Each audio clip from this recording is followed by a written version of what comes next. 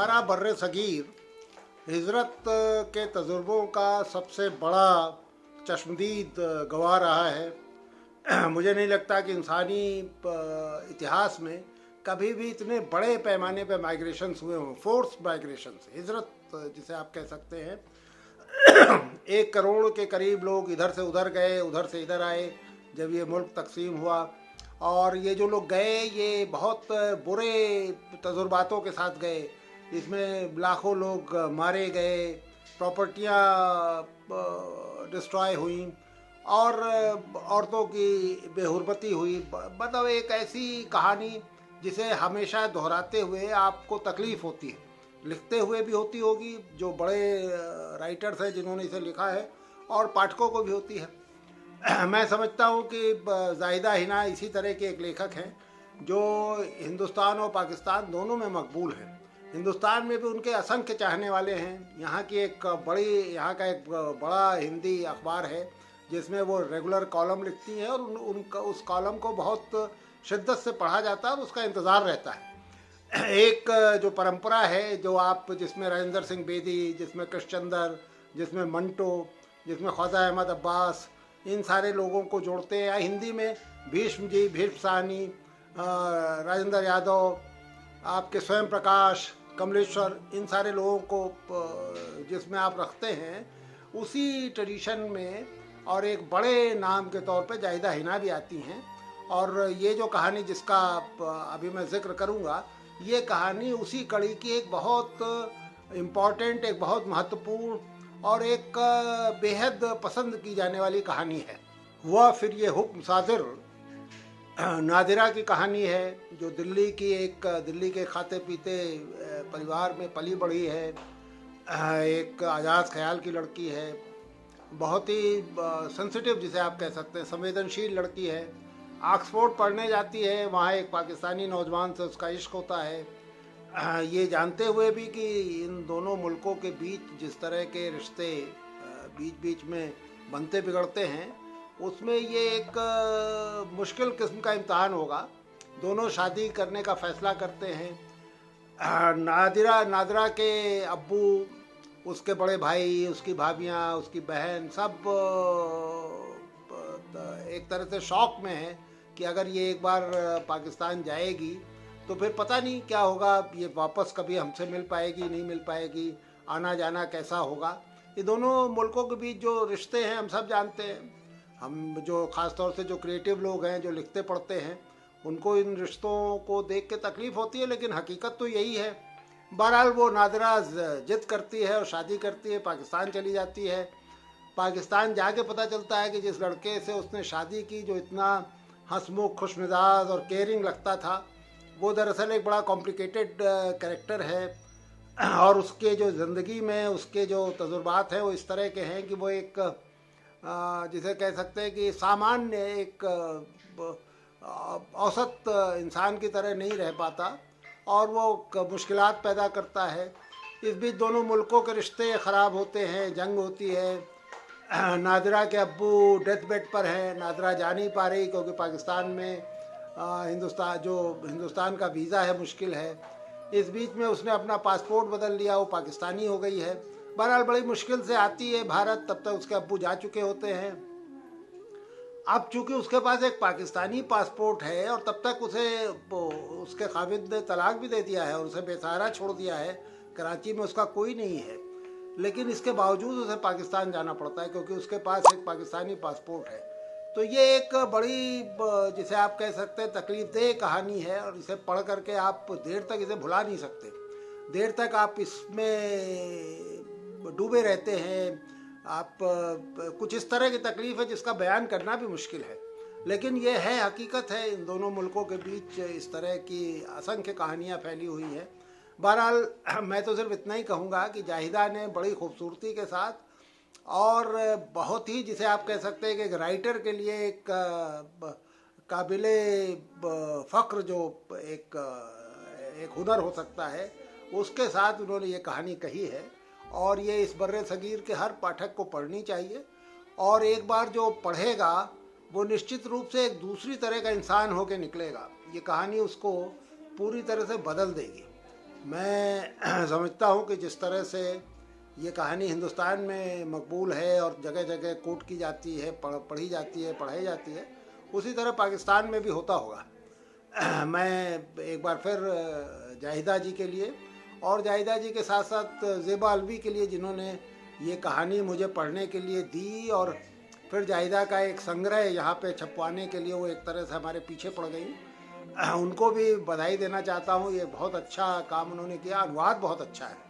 सबसे बड़ी चीज़ है, जब आप सुनते पढ़ते हैं तो आपको लगता नहीं कि आप अनुवाद पढ़ रहे हैं, लग रहा है कि जैसे आप जो ओरिजिनल राइटिंग है उससे होके गुजर रहे हैं।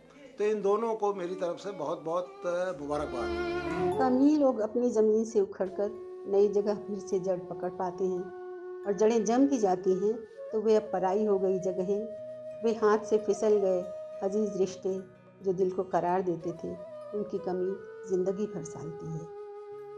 हुआ फिर हुक्म कि हीरोइन नादरा इस हिजरत का शिकार नहीं है, जो दुनिया की सबसे बड़ी, सबसे खौफनाक, सबसे दर्दनाक हिजरत थी, जो हिंदुस्तान के दो मुल्कों भारत और पाकिस्तान में तकसीम होने के कारण हुई थी। यह हिजरत तो नादरा का अपना फैसला था, जिसे वक्त ने बहुत जल्दी गलत साबित कर दिया था। नादरा हिंदुस्तान की एक बड़ी नामी गरामी यूनिवर्सिटी जेएनयू और ऑक्सफोर्ड की तालीम याफ्ता थी। वो एक बड़े फराग दिल ख़ानदान से थी, जहाँ प्यार से भरे उसके बाबा जान थे, भाई बहन थे, भाभियाँ थीं, जहाँ सब एक दूसरे पर जान छिड़कते थे। नादरा शायद जानती ही नहीं थी कि दुनिया में इमरान जैसे लोग भी होते हैं, जैसा कि इमरान शादी के बाद नज़र आया। हालांकि उसके वैसा होने की अपनी वजहें थीं। दरअसल इस तवील अफसाने में तमाम अफसानों के इशारे हैं, एक नावल के बीज हैं। खैर, तो अब जब नादरा ऑक्सफोर्ड में अपने साथ पढ़ने वाले पाकिस्तानी नौजवान इमरान की शादी के प्रस्ताव को मंजूर करती है और घर वालों को इत्तला करती है, तो परिवार को तभी एहसास हो जाता है कि अब उनकी लाडली नादरा और उसके बाबुल के देश के बीच सरहद की जो दीवार खड़ी होने वाली है, उसे पार करना बहुत मुश्किल होगा। इमरान नादरा को तलाक दे देता है, लेकिन इससे पहले ही हिजरत का खौफनाक चेहरा नादरा के सामने बेपर्दा होने लगा था। जैसे कॉलेज में तारीख पढ़ाने के वक्त हुए अनुभव, जब उसे अपनी नेशनलिटी बदलनी पड़ती है, जब बांग्लादेश के मुद्दे पर छिड़ी बहसों में अपने ख्यालात जाहिर करने पर उसका पुराना दोस्त, आशिक और अब शौहर बन गया इमरान उसे गद्दार और इंडियन एजेंट कहता है। दिमाग चकरा देने वाले, दिल बैठा देने वाले इन तमाम हादसों के साथ ही नादरा को अपने बेहद प्यारे और अपने आइडियल रहे बाबा जान की बीमारी की खबर मिलती है, और अब नादरा को पाकिस्तान से भारत जाने में आने वाली दुश्वारियों और मुश्किलात का सामना करना पड़ता है। खैर, वो जैसे तैसे अपने मादरे वतन पहुंचती तो है, मगर बरास्ता सिलोन ही होकर जा पाती है। हिजरत, वो भी पाकिस्तान भारत के बीच, इसमें क्या क्या ना देखना पड़े। नादरा को अपने वतन में पराए होने का दिल को चीर देने वाला सबसे निर्दयी अनुभव तब होता है जब उसे अपने इंडिया आने की जानकारी देने के लिए पुलिस हेडक्वार्टर जाना पड़ता है। एकदम मुजरिम की तरह जाना पड़ता है उसको, जैसे उसको लगता है मैं कहाँ आ गई। हम तो जैसे यहाँ के थे ही नहीं, धूप थे, साहिबा के थे ही नहीं। जाहिदा नादरा के इस एहसास को बड़े पुरअसर ढंग से फैज़ की नज़्म के सहारे बयान करती हैं। आज बाज़ार में बाबा जौला चले। इस अफसाने में जाहिदा हिना का ख़ास जोर पाकिस्तान हिंदुस्तान के बीच होने वाली हिजरत पर है। इस मामले में दोनों मुल्क इंसानी हुकूक में यकीन रखने वाले दो मॉडर्न मुल्कों की तरह पेश नहीं आते हैं। इसके बजाय आपस में दो दुश्मनों की तरह बर्ताव करते हैं, और ये रवैया वे अपने बाशिंदों पर भी थोपते हैं, इस अमिट सच्चाई को भुलाकर कि ये दोनों मुल्क सबसे करीबी पड़ोसी ही नहीं हैं, बस कुछ ही बरस पहले तक तो वे एक ही थे। उनका इतिहास, उनकी तहजीब, उनका अदब, ये सारी चीज़ें तो एक ही थीं। कल्चर अब ये सब में साझा था। जाहिदा हिना इतिहास और सियासत की इस आयरनी को, इस विडंबना को और धारदार बनाने के लिए माइकल का कैरेक्टर लाती हैं, जो कभी चिली तो कभी बेरूत, कभी श्रीलंका तो कभी हिंदुस्तान, जहाँ चाहे जाने के लिए आज़ाद है। اسے کسی تھانے میں اپنی آمد درج نہیں کرانی پڑتی۔ مختصراً زاہدہ حنا کی یہ کہانی اپنے ریڈر کو نہ صرف بے چین کرتی ہے بلکہ اس میں اٹھائے گئے ہجرت اور تمام دیگر سوالوں پر گمبھیرتا سے سوچنے پر مجبور کرتی ہے۔ ایک بار پھر آپ کا شکریہ زیبا آپا، جو آپ نے اس پروگرام میں شرکت کرنے کا موقع دیا۔ بہت بہت شکریہ۔ زاہدہ حنا اردو ادب کی ایک منفرد آواز ہیں۔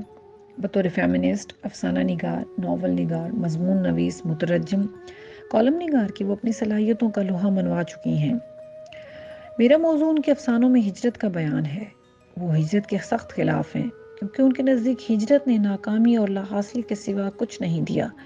وہ بنیادی طور پر اس مشترک تہذیب کی قصہ گو ہیں جس کا شرازہ تقسیم ہندوستان نے بکھیر دیا، کیونکہ فسادات کی بھڑکتی ہوئی آگ نے ہندوستان اور پاکستان کے معاشروں کو پوری طرح اپنی لپیٹ میں ایسے لیا کہ دونوں جانب کے سینکڑوں ہزاروں نہیں بلکہ لاکھوں خاندانوں کے خواب جل کر راکھ ہو گئے، اور ان گنت گھرانے پشت پشت سے آباد زمینوں کو چھوڑ کر سرحد کی ایک جانب سے دوسری جانب ہجرت کرنے پر مجبور کر دیے گئے۔ ہندو مسلم فسادات اور ہجرت ہماری قومی سطح کا سب سے بڑا تخلیقی تجربہ ہے، اس لیے اس پر بہت کچھ لکھا گیا۔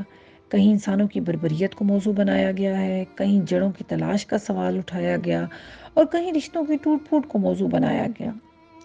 زاہدہ حنا نے تقسیم کے پس منظر میں بہت سے افسانے لکھے ہیں جس میں ہجرت کے تکلیف دہ تجربے کو روایتی انداز میں بیان کرنے کی بجائے ایک نئے زاویے سے اس موضوع پر روشنی ڈالی گئی ہے۔ میں سب سے پہلے ان کے افسانے ہوا پھر سے حکم صادر کے حوالے سے بات کروں گی، جس میں ہندوستان سے تعلق رکھنے والی نادرا نے پاکستانی شہری عمران کی محبت میں گرفتار ہو کر اس حقیقت کو فراموش کر دیا کہ تقسیم نے دونوں ممالک کے درمیان آگ اور خون سے ایک لکیر کھینچ دی ہے جسے وہ ساری زندگی چاہ کر بھی پار نہیں کر سکتی، کیونکہ اب اس کی شہریت پاکستانی کی ہے اور دونوں ممالک کے درمیان ہر قسم کے تعلقات منقطع ہیں۔ وہ اپنے گھر اور گھر والوں سے ہمیشہ کے لیے کٹ گئی ہے۔ وہ ابا میاں جو اس کے لاڈ اٹھاتے نہ تھکتے تھے، جنہوں نے کبھی اسے ماں کی کمی محسوس نہیں ہونے دی تھی، اسے آخری بار دیکھنے کی آرزو ہی دل میں لیے منو مٹی تلے جا سوئے، کیونکہ اسے اپنی جنم بھومی میں آنے کی اجازت نہیں ہے۔ رام نے بنواس لیا تو سیتا کھو دی، اس نے عشق کیا تو عمر بھر کا بنواس اس کا مقدر ٹھہرا، اور اس نے اپنے رشتے، اپنی دھرتی، اپنی شناخت کھوئی۔ ساری عمر اپنی مٹی کے لیے تڑپتے رہنا ہی اس کا مقدر ٹھہرا۔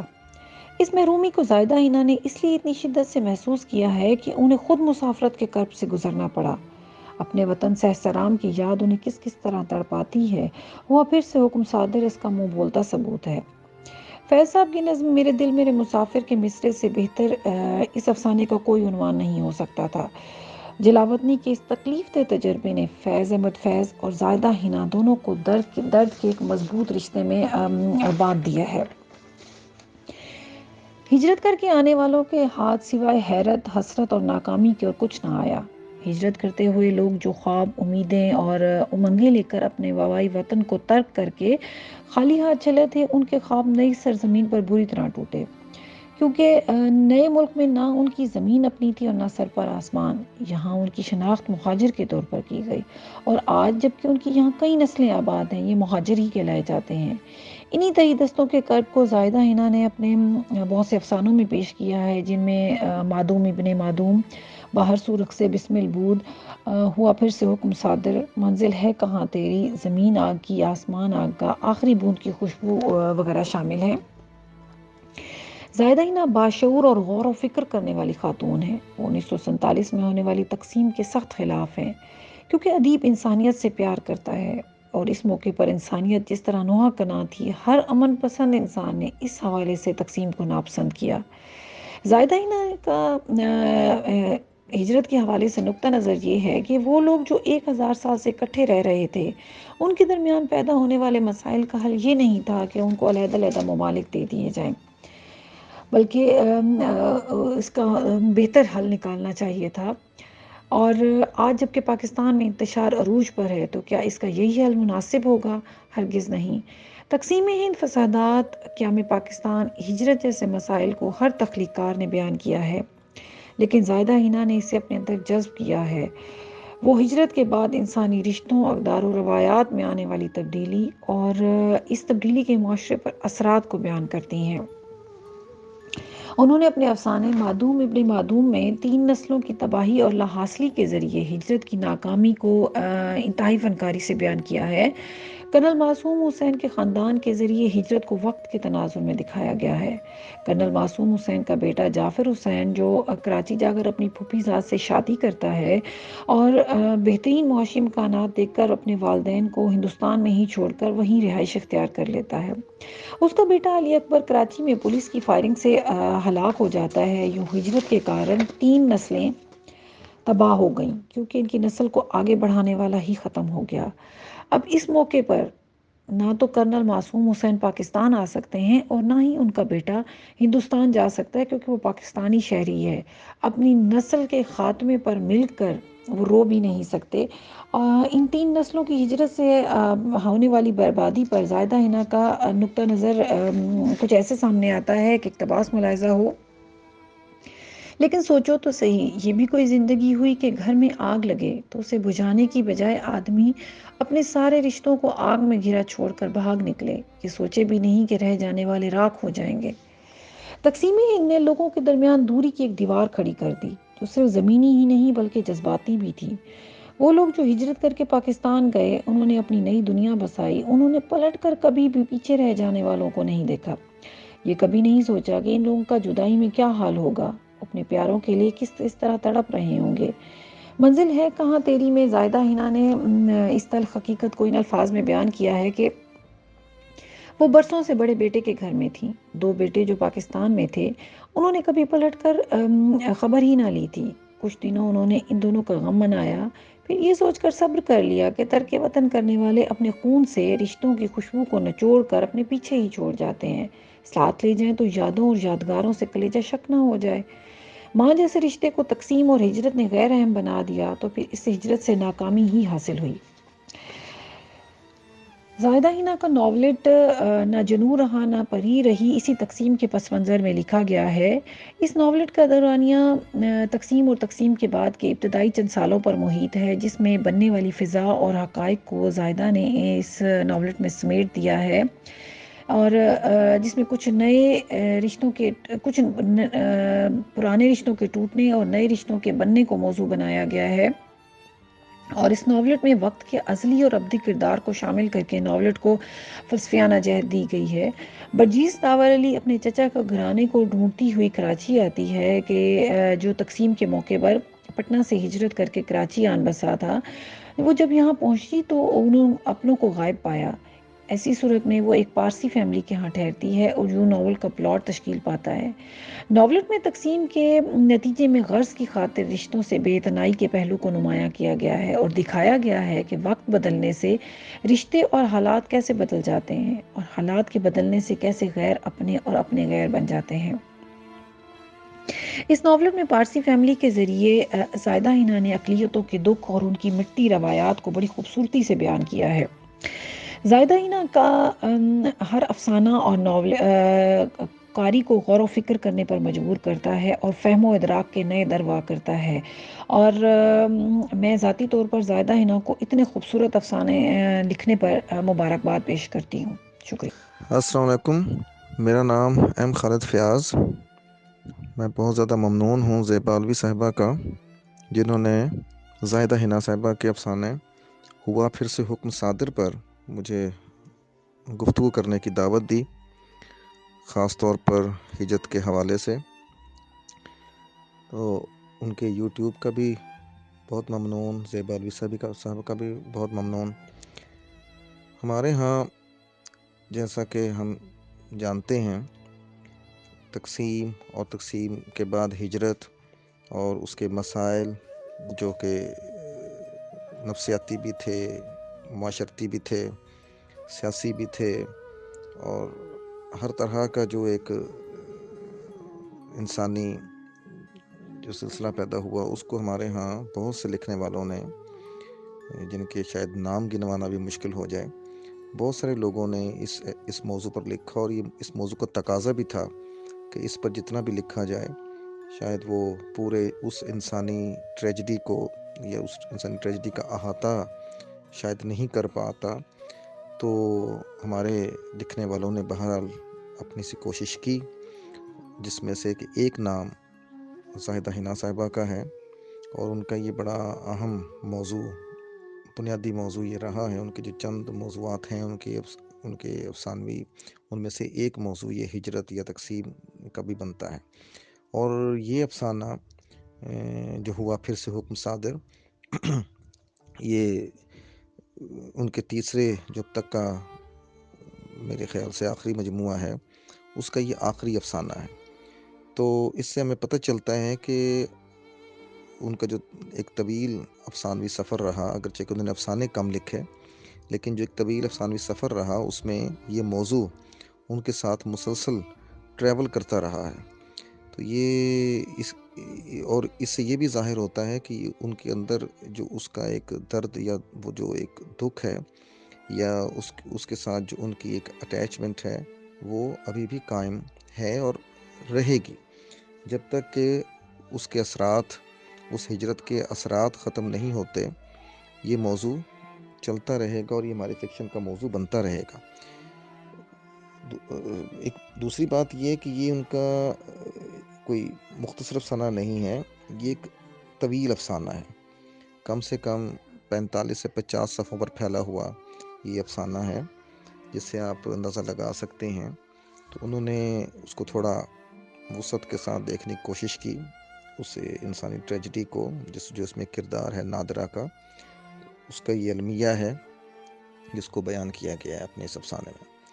جو عنوان لیا گیا وہ فیض کی نظم، آپ کو پتہ ہوگا ان کا جو افسانوی مجموعہ میرے دل میرے مسافر ہے، اس کی جو پہلی نظم جس کا پہلا مصرع بھی میرے دل میرے مسافر ہے، اور لیکن عنوان دل من مسافر من نظم کا ہے، اور اس میں میرے دل میرے مسافر ہوا پھر سے حکم صادر کہ وطن بدر ہوں ہم تم، دیں گلی گلی صدائیں، کریں رخ نگر نگر کا کہ سراغ کوئی پائیں، کسی یار نامہ بر کا ہر ایک اجنبی سے پوچھیں جو پتہ تھا اپنے گھر کا۔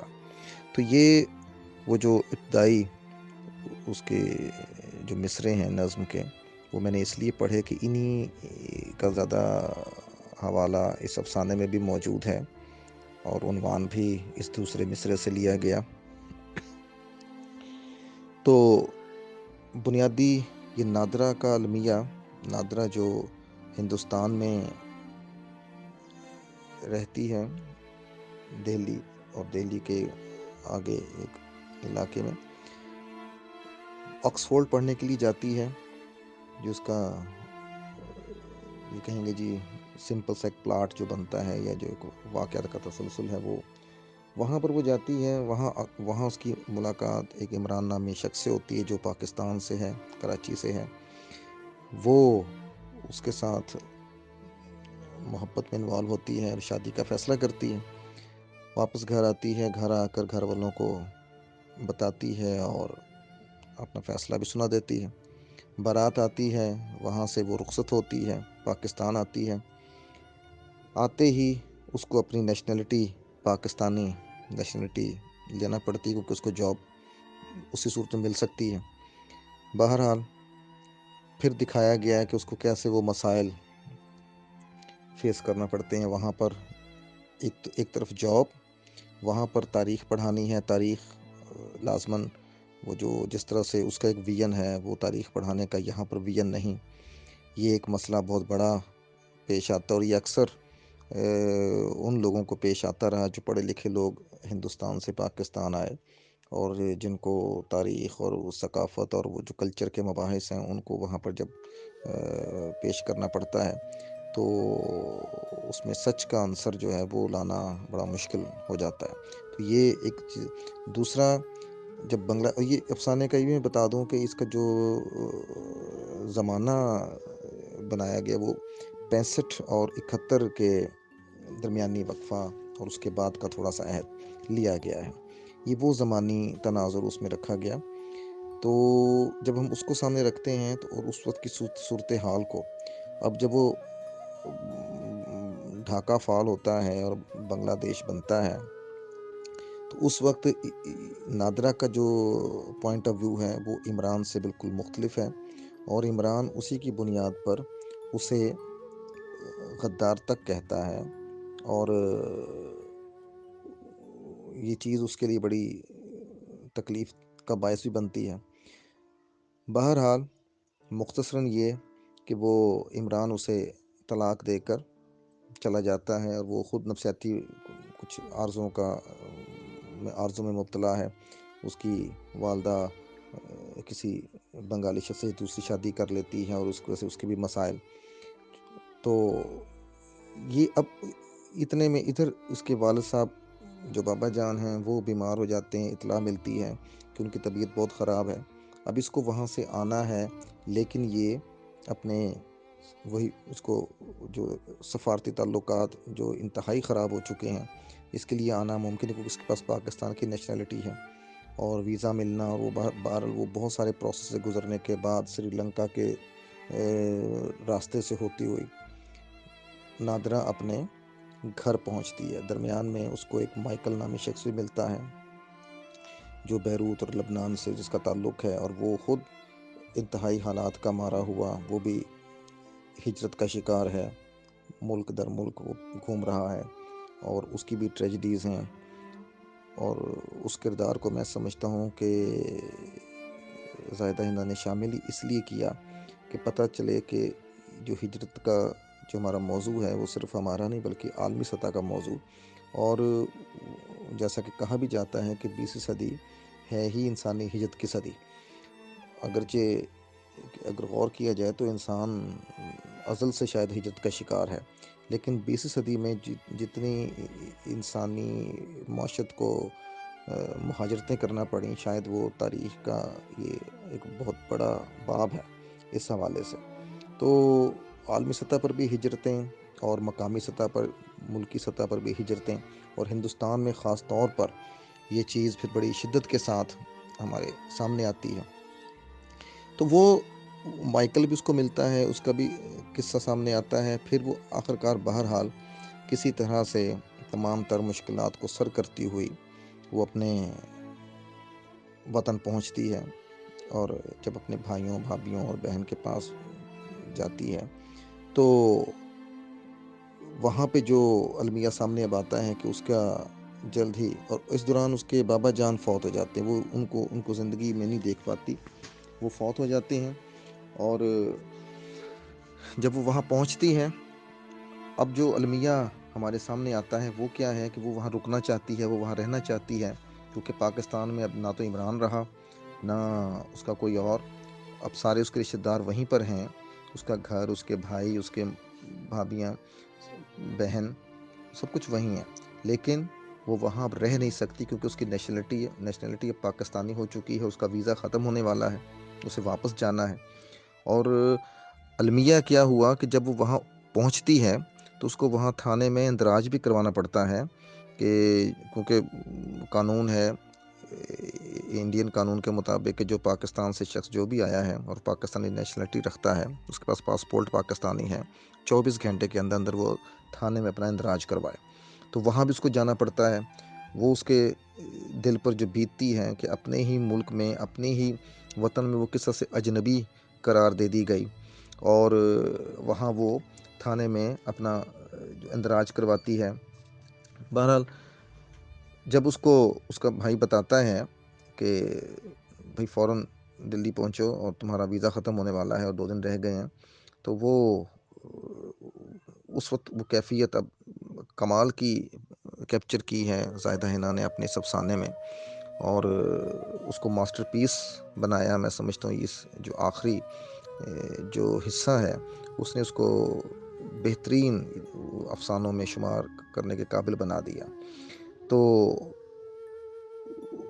وہ کہتی ہے کہ کسی طریقے سے ویزا بڑھایا نہیں جا سکتا، وہ بھائی سے کہتی ہے، وہ کہتے ہیں نہیں بھائی یہ ممکن نہیں ہے، کیونکہ دونوں ملکوں میں نہ اس طرح کے کوئی سفارتی تعلقات ہیں، اور تم اتنی کم خوش نصیب ہو کہ یہاں پہنچ گئی ہو۔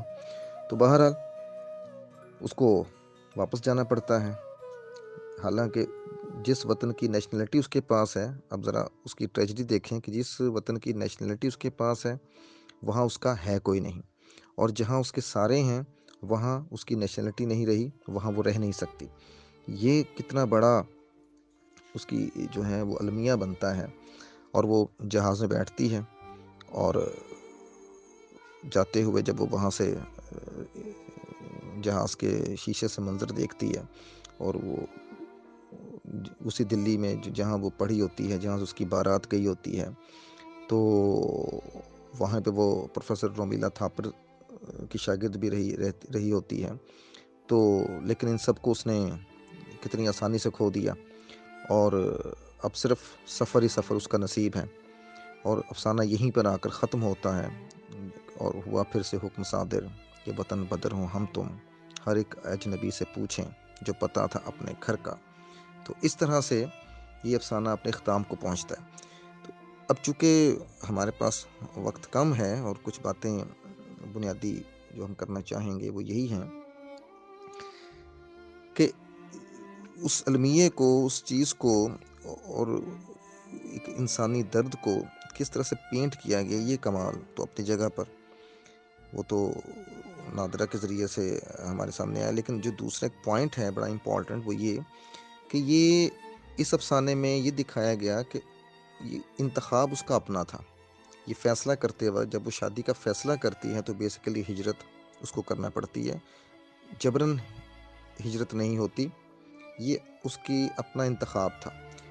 شاید وہ اس وقت اس شدت کو سمجھ نہیں پائی، حالانکہ اس کی بھابھی اس کو کہتی بھی ہے، بابا جان بھی اس کے پریشان ہو جاتے ہیں کہ یہ ہمیشہ کے لیے رشتہ ختم ہو رہا ہے، کیونکہ وہ اس نزاکت کو سمجھتے ہیں وہ جو سیاسی اور ریاستی سطح پر موجود ہے، لیکن وہ شاید اس وقت میں، اور وہ جو خود فیصلہ کرتی ہیں اور جو اس اپنے فیصلے کا انتخاب بھی خود کرتی ہے اور اس کو وہ پھر جھیلتی بھی خود ہی ہے، لیکن اور یہ اس کے وجودی سطح پر زندہ ہونے کا ثبوت بھی ہے، اور اس کا جو افسانے کے اندر ایک وجودی پہلو ہے وہ اجاگر ہوتا ہے۔ تو یہ تھوڑے سی چیزیں ساتھ ہی ساتھ ہمیں یہ جو اس افسانے کو خاص بناتی ہیں، وہ یہ خاص طور پہ کہ جبراً اس کی ہجرت نہیں، اس نے انتخاب کیا، خود اس نے فیصلہ لیا اور وہ آتی ہے، لیکن پھر حالات کی اس ڈگر پر اس کو بہنا پڑتا ہے، یا حالات اس کو اپنا شکار کر لیتے ہیں، پھر اس کے ہاتھ میں کچھ نہیں رہتا اور پھر وہ آخر میں بے بس ہے۔ تو یہ جو افسانہ ہمیں اس طرح سے ہمارے سامنے چیزیں لاتا ہے وہ بڑی کمال کی بن جاتی ہیں، اور انسانی وہ جو ایک ٹریجڈی ہے اس کو یہاں تک پہنچاتی ہیں کہ بعض اوقات ہم فیصلے کسی لمحے میں تو کرنے کا اختیار رکھتے ہیں، لیکن پھر ایک وقت ایسا آتا ہے کہ وہی فیصلے جو ہمارے کیے ہوئے ہوتے ہیں ہمارے ہاتھ سے نکل جاتے ہیں، پھر وہ وقت کے ہاتھ میں چلے جاتے ہیں۔ اور آخر میں صرف ایک یہ بات کہنا چاہوں گا کہ وہ جو زاہدہ حنا اپنے افسانوں کے اندر جو وقت کا اور جو انسانی مقدر کا جو ایک ایلیمنٹ لے کر آتی ہیں، اس سے ان کے ہاں ہر جو موضوع ہے وہ ایک فلسفیانہ سطح کی گہرائی حاصل کر لیتا ہے۔ یہاں پر بھی ہم یہی دیکھتے ہیں کہ ان کے اسی جو ایلیمنٹ ہے اس سے اس افسانے میں ہجرت کا جو موضوع ہے وہ ایک فلسفیانہ ڈائمنشن حاصل کر لیتا ہے، اور اس کی جو فکری سطح ہے وہ بہت زیادہ بڑھ جاتی ہے، اور یہی اس افسانے کی سب سے زیادہ خوبصورتی ہے کہ وہ ہجرت کو انسانی مقدر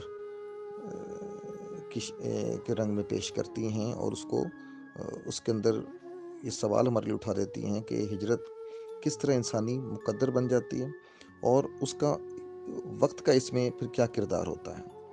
یہ سوالات ہمارے سامنے آتے ہیں، اور اس طرح سے یہ افسانہ اپنی جو ہے وہ اہمیت بھی اختیار کرتا ہے، اور اپنا ایسا نقش ہمارے ذہنوں پر چھوڑ جاتا ہے کہ جسے پھر بھلانا ممکن نہیں رہتا۔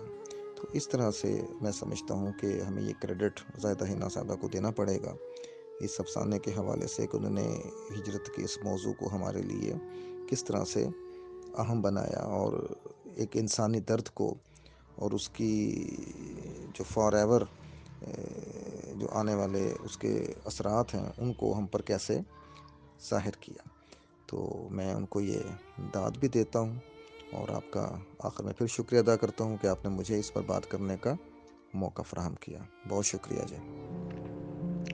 جناب وبھوتی نارائن رائے کا تعارف بڑا طویل ہے، جو یہاں مختصراً عرض ہے وبھوتی جی انڈین پولیس سروسز سے ریٹائرڈ آئی جی ہیں، جبکہ آپ گاندھی انٹرنیشنل ہندی یونیورسٹی وردھا مہاراشٹر میں وائس چانسلر کے عہدے پر بھی فائز رہ چکے ہیں۔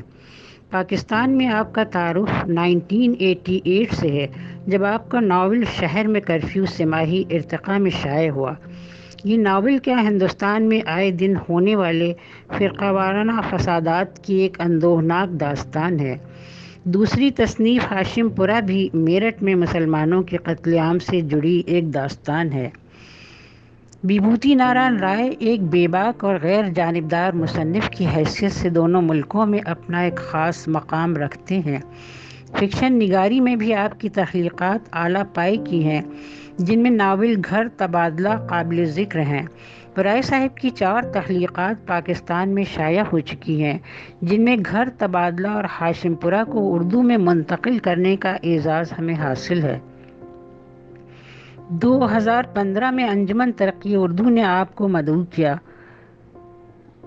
تھا۔ آنکھیں آہن پوش گھر اور تبادلہ کی رسم اجرا بھی آپ کے ہاتھوں کراچی آرٹس کونسل میں انجام پائی۔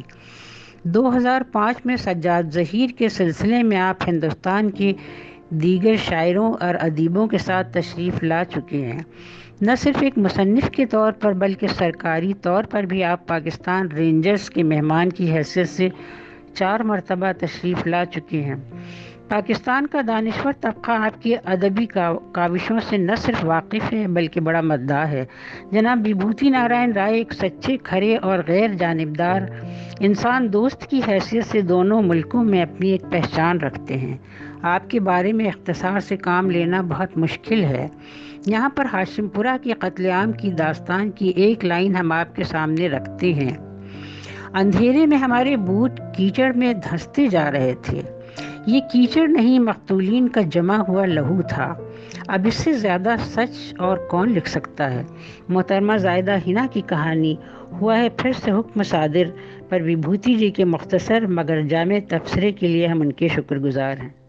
محترمہ وندنا مشرا نہ صرف ایک بہترین شاعرہ ہیں، آپ ایک بہترین صحافی، مترجم، ایک سماجی کارکن بھی ہیں۔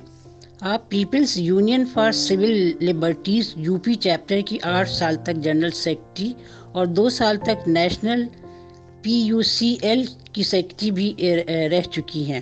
وندنا مشرا لکھنؤ یونیورسٹی سے سنسکرت میں MA اور جواہر لال یونیورسٹی دہلی سے MPhil کی ڈگری لے چکی ہیں۔ 10 سے زیادہ مختلف موضوعات کی کتابوں کی تراجم آپ کی بیش بہا کاوش کا نتیجہ ہیں، جن میں ریکلیمنگ پبلک واٹر کتاب کا ترجمہ لے کے رہیں گے اپنا پانی قابل ذکر ہیں۔ وندنا مشر کے مرحوم والد محترم بھی ایک بہت بڑے ادیب تھے، جن کی 3 کتابیں 1857 اودھ کی جنگ آزادی، دھرم کا مرم اور پاؤں کا سنیچر ہم نے پڑھی ہیں، جن کا شمار تاریخ و ادب کی بہترین کتابوں میں کیا جا سکتا ہے۔ اس طرح ہونہار بروا کے ہو چکنے پات کے مصداق وندنا جی کا ادبی صحافتی سفر بہت طویل ہے۔ ویسے تو وندنا مشرا کا تعلق یوپی کے ایک مشہور قصبے سندیلے سے ہے، لیکن آپ کی زبان لکھنؤ کے ادب و آداب، تہذیب و ثقافت میں رچی بسی ہے۔ آپ کا شعری مجموعہ وہ پھر آئے ہیں، ان کی ایک نظم جو افغانستان کی مظلوم عورتوں پر لکھی ہے، اس کا عنوان ہے۔ 2015 میں انجمن ترقی اردو کی دعوت پر آپ پاکستان بھی تشریف لا چکی ہیں۔ وندنا مشرا کے شوہر جناب رمیش دکشت لکھنؤ یونیورسٹی کے نہ صرف ریٹائرڈ پروفیسر ہیں بلکہ ایک دانشور اور بہترین شاعر بھی ہیں۔ وندنا مشرا جی کے بیٹے کبیر دکشت بھی دیکھا جائے تو نہ صرف وہ ایک لائر بلکہ بہت ہی اچھے شاعر بھی ہیں۔ اس طرح ہم کہہ سکتے ہیں کہ وندنا مشر کا گھرانہ ایک ایسا ادبی گلدستہ ہے جس کے رنگ برنگے پھول ہیں، اور بہت کم خاندانوں میں وراثت میں ایسی چیزیں ملتی ہیں۔ محترمہ آسیہ نازلی نے زاہدہ ہنا کی نہ صرف کہانیوں بلکہ ان کی زاہدہ کی پوری ادبی خدمات پر جو مقالہ لکھا ہے وہ بہت ہی قابل ستائش ہے۔ ان کے مقالے کا نام ہے تحقیقی و تنقیدی مطالعہ۔ اس میں تقریباً 225 آراء ہیں لوگوں کی، جن میں سے فیاض صاحب بھی ہیں اور دیگر لوگ ہیں. بہت مشکل ہے سب کی رائے کو دینا یہاں پر، لیکن آسیہ نازلی زاہدہ حنا کے بارے میں کیا کہتی ہیں وہ ہم آپ کو بتا رہے ہیں. زاہدہ حنا کثیر الجہت شخصیت ہیں، لیکن اردو ادب میں 2 حوالوں سے بہت مشہور ہیں. پہلی جہت کہانی نویس کی اور دوسری صحافی کی، جس کی آواز بہت بلند اور طاقتور ہے. وہ قلم کی مزدور ہیں، اسے اپنی طاقت بنایا اور ہمیشہ سچ کو فروغ دیا. ڈکٹیٹرشپ سے شدید نفرت کا رنگ تحریر میں نمایاں ہے، کیونکہ ظالم کے آگے سر نہ جھکانا کلمہ حق کو بلند کرنے کی جرأت وراثت میں پائی ہے. ان کی تحریروں کا ضمیر بغاوت اور صداقت سے عبارت ہے. ان تحریروں سے تاریخ کا وسیع مطالعہ ہی نہیں جھانکتا بلکہ خاندان کا اثر بھی نمایاں ہے. وہ لکھتی ہیں، سہسرام میں جنم لینے والی زاہدہ حنا 1.5 برس کی عمر میں والدین کے ہمراہ 1947 میں کراچی آن آباد ہوئیں. اگرچہ سرزمین کی زاہدہ حنا کی یادداشت میں کوئی یاد نہیں، لیکن والدہ کی بڑی بیٹی ہونے کے ناطے اس سرزمین سے دوری اور محبت کو شدت سے محسوس کیا ہے. انہیں شروع ہی سے ادبی ماحول ملا. ادبی ذوق کی پرورش میں والدہ اور والد کے ادبی ذوق کتب خانے نے اہم کردار ادا کیا. زاہدہ حنا کی زندگی کا زیادہ تر وقت تنہائی میں پڑھنے اور خود کو سمجھنے میں گزرا. اسی ماحول کے نتیجے میں 9 برس کی عمر میں پہلی رومانوی کہانی تحریر کی، اور جب یہ احساس ہوا کہ لکھ سکتی ہیں تو پھر زندگی بھر قلم کا ساتھ نہیں چھوڑا. ان کی تحریروں میں موضوعات کا ایک وسیع جہاں آباد ہے. عالمی سیاست ہو یا دہشت گردی، تہذیبی و تمدنی شعور یا تاریخی شعور، دم توڑتی تہذیبوں سے دلچسپی ہو یا ان سے وابستہ انسانوں کی بغاوت کا مسئلہ، الغرض عالمی سیاست سے لے کر صوفیانہ نوعیت کے تمام موضوعات زاہدہ حنا کے ہاں ملتے ہیں. پروفیسر خالد فیاض صاحب نے نہ صرف ہوا ہے پھر سے حکم صادر، بلکہ زاہدہ حنا کی دیگر کہانیوں کے بارے میں بھی کافی تفصیل سے تعارف کرایا ہے. لیکن ان کا ایک تنقیدی مطالعہ جو آسیہ نازلی کا ہے، اس کے دباچے میں جو انہوں نے لکھا ہے زاہدہ حنا کے متعلق، وہ ہم آپ کو یہاں بتا رہے ہیں. مجھے آج بھی یاد ہے کہ میرا زاہدہ حنا سے پہلا تعارف ان کے افسانے تتلیاں ڈھونڈنے والی کے توسط سے ہوا. یہ غالباً 1997 کی بات ہے. میرے ہاتھ ایک کتاب راہ میں اجل ہے لگ گئی. مصنفہ اس وقت میرے لیے جانی پہچانی نہیں تھی. میں یوں ہی ورق گردانی کرنے لگا کہ نظر ایک صفحے پر ایسی ٹکی کہ پڑھتا ہی چلا گیا اور افسانہ ختم کر کے دم لیا. مڑ کر واپس آیا، افسانے کا نام پڑھا اور دوبارہ سے پڑھنے لگا. افسانہ ختم کیا تو میں زاہدہ حنا کی فنکاری کا معترف ہو چکا تھا. انہوں نے اس افسانے میں انسانی درد کو جس کمال سے پینٹ کیا ہے وہ کم ہی کہیں اور دکھائی دیتا ہے.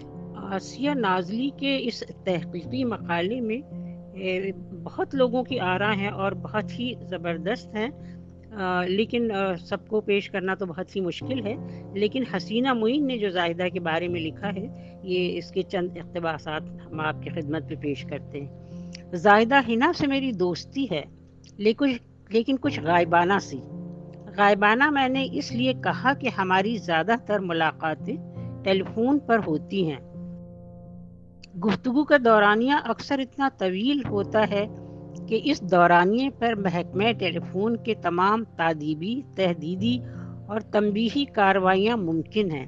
ہماری بات چیت صرف طولانی ہی نہیں طوفانی بھی ہوتی ہے، اور کچھ بعید نہیں کہ کبھی ہم دونوں بات چیت ختم کر کے فون رکھیں تو کسی پاگل خانے سے فون آ جائے کہ آپ دونوں نے یقیناً یہاں عرصہ دراز تک قیام کیا ہے. سو اب ایسی بھی کیا بے اتنائی اور کج ادائی، مستقل رہائش نہ سہی، تجدید ملاقات کے لیے ہی کبھی تشریف لائے تو اچھا ہے.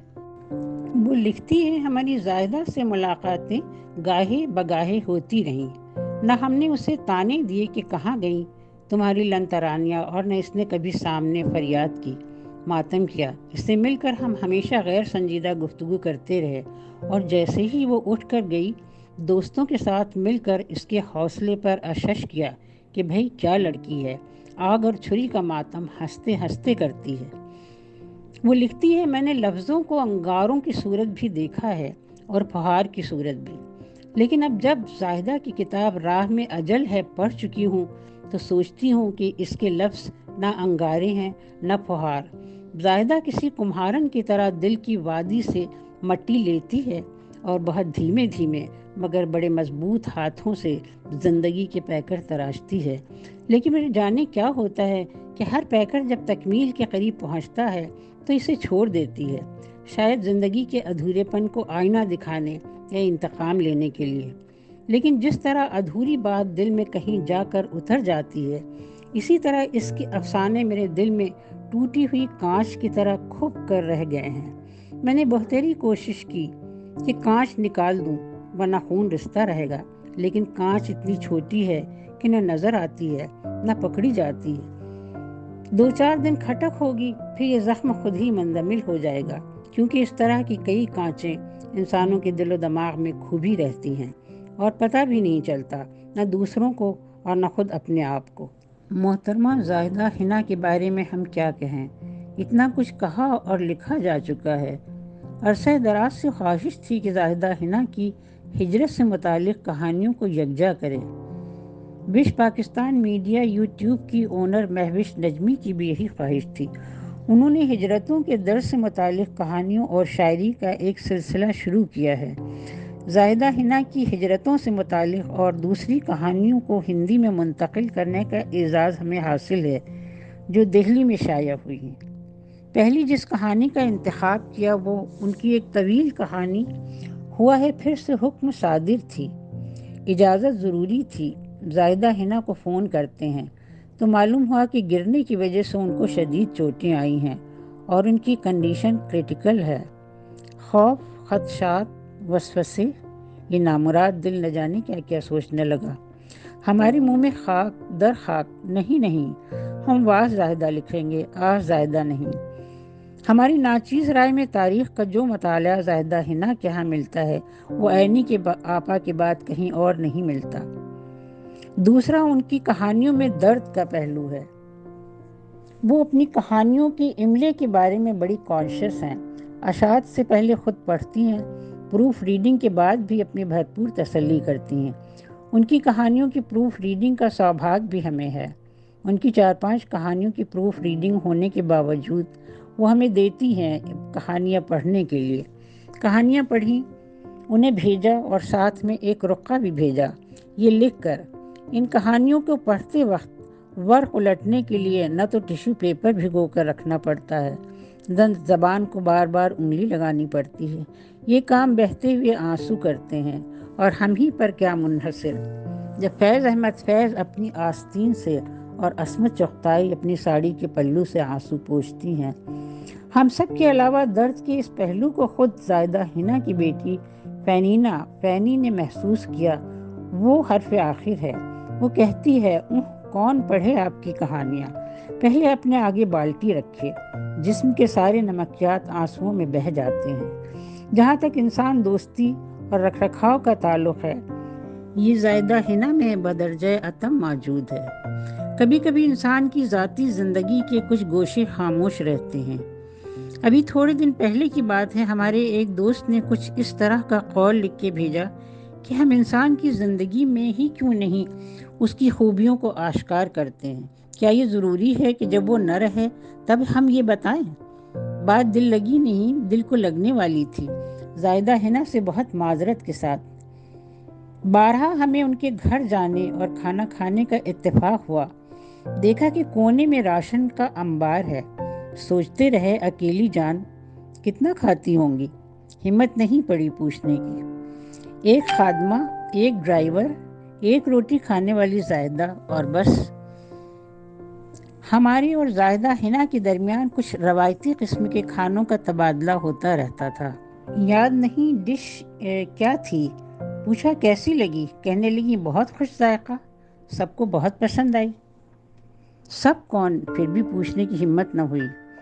یہ راز ان کی خادمہ نے آشکار کیا کہ باجی اپنے ساتھ کے سارے اسٹاف کے لیے کھانا پکواتی ہیں۔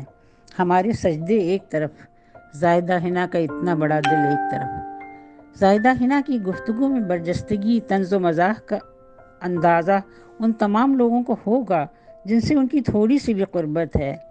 ہم سب کی دعائیں۔ محترمہ زاہدہ حنا کا تعارف بڑا پیچیدہ ہے، لیکن جو انہوں نے خود اپنا تعارف کرایا ہے وہ ہم آپ کی خدمت میں پیش کرتے ہیں۔ وہ لکھتی ہیں، عورت ہونا، کہانیاں لکھنا، اختلاف کرنا، یہ ہمارے معاشرے کی 3 خرابیاں ہیں، اور میں انہی کا مجموعہ ہوں۔ اسی لیے بہت کجمج ہوں، بہت بے ڈھب ہوں۔ میری لکھی ہوئی کہانیاں بھی اتنی ہی کجمج اور بے ڈھب ہیں۔ مجھے اپنے باب میں نہ کوئی خوش فہمی ہے اور نہ کوئی دعویٰ ہے۔ جیسے سوئی کی نوک سے گوشت میں اتری ہوئی پھانس نکالی جاتی ہے اور پھر سکھ کا سانس لیا جاتا ہے، ویسے ہی میں نے اپنے ضمیر اور شعور میں چبھی ہوئی پھانسوں کو قلم کی نوک سے نکالا ہے اور ورق پر رکھ دیا ہے۔ اب اگر یہ آپ کو چبھنے لگیں تو اس میں میرا کوئی دوش نہیں۔ میرے بڑوں اور میرے دوستوں نے میری کہانیوں کے بارے میں جو اچھی باتیں کی ہیں، یہ دراصل ان کی محبتیں ہیں، اور محبت تو صدا کی اندھی ہے۔ مجھے بڑوں کی عنایت اور دوستوں کی محبت سے ناجائز فائدہ نہیں اٹھانا چاہیے تھا، لیکن کیا کروں، یہ کمینگی کر ہی گزری ہوں۔ کہانیاں جب کاتی جاتی ہیں تو ان کا سود لکھنے والے کے پس منظر سے فراہم ہوتا ہے۔ میری کہانیوں کے سود کا اگر حساب لگایا جائے تو وہ کچھ یوں ہے کہ قدیم مگدھ اور جدید بہار کا تاریخی شہر سہسرام میری جنم بھوم ہے۔ 5 اکتوبر 1946 تاریخ سن پیدائش۔ میرے وجود کی ترکیب میں مغل، عرب، پٹھان عناصر شامل ہیں۔ دنیا کے تمام خاندانوں کی طرح میری خاندانی داستان بھی ہجرت سے عبارت ہے۔ ان ہجرتوں کے درمیان ہم نے منصفی و سپاہگری کی، شعر کہے، کتابیں لکھی، کبھی دربار میں بٹھائے گئے، کبھی بازاروں میں پھرائے گئے۔ 19ویں صدی میں ہم نے بغاوتوں کا سرنامہ لکھا، اور 20ویں صدی کے آغاز میں ہم سے کچھ برٹش راج کے ستون بنے۔ غرض ہم میں سے کچھ ظالموں کے صف میں کھڑے ہوئے، کچھ مظلوم ٹھہرے، دار و رسن کی آزمائش سے گزرے۔ 1857 میں ہمارے خاندان نے حسب حیثیت اپنے خون کا نذرانہ دیا۔ میرے ایک پرکھ مرزا دلدار بیگ المعروف بخاکی شاہ دریائے جہلم کے کنارے اس پیڑ کے سائے میں سوتے ہیں جس پر فرنگی نے انہیں پھانسی دی تھی۔ ہم میں سے کوئی راجہ کنور سنگھ کے بھتیجوں کے ساتھ توپ دم ہوا، اور کوئی فرنگی کی فوج سے لڑتے لڑتے جنگلوں میں مفقود الخبر ہوا۔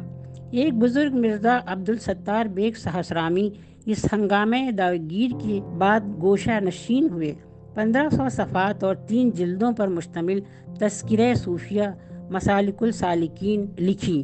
میرے والد محمد ابوالخیر کو بغاوت اور شورش کے جرم میں 14 سال کی قید بامشقت کی سزا سنائی گئی۔ انہوں نے کچھ دن جیل میں کاٹے، پھر خاندانی اثر و رسوخ کے سبب وقت سے پہلے رہا ہو گئے۔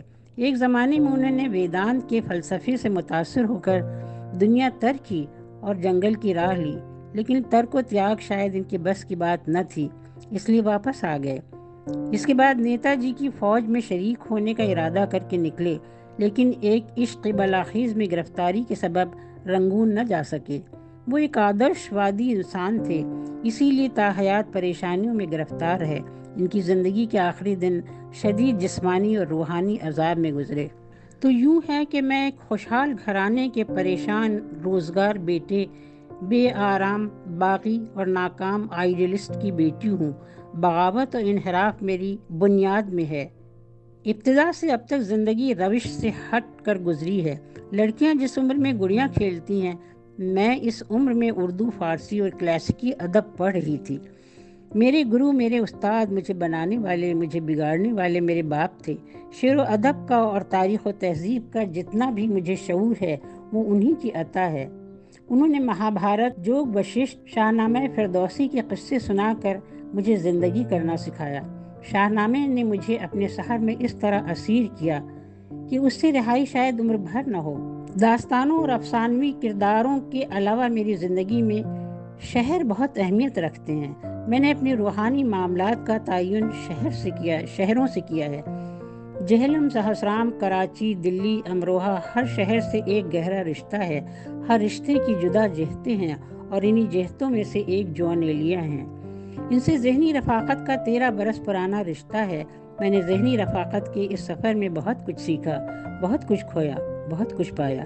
چیزیں جو کھو گئی ہیں ان کا دل کو ملال نہیں، اور جو چیزیں پائی ہیں ان کا بار احسان اٹھائے نہیں اٹھتا۔ بے اطمینانی اگر ہے تو صرف اس بات کی کہ وقت بہت کم ہے، کام بہت باقی ہے اور میں بہت عہدی ہوں۔ بچپن میں بھوتوں، پریتوں، چڑیلوں، پچھل پائیوں سے ڈرتی تھی۔ بڑی ہوئی تو بے خوفی اس حد تک پہنچی کہ خداوندوں کا خوف بھی دل سے جاتا رہا۔ اب صرف وقت سے خوف زدہ ہوں، جو ہاتھ میں ترازو لیے بیٹھا ہے اور کسی کے ساتھ بھی رو رعایت نہیں کرتا۔ وہ نہ دوست ہے نہ دشمن ہے، وہ کھوٹے کو کھرا اور چاندی کو سونا قرار نہیں دیتا۔ میں اس سے پناہ چاہتی ہوں اور اسی کی امان میں آتی ہوں۔ زاہدہ حنا کے ساتھ۔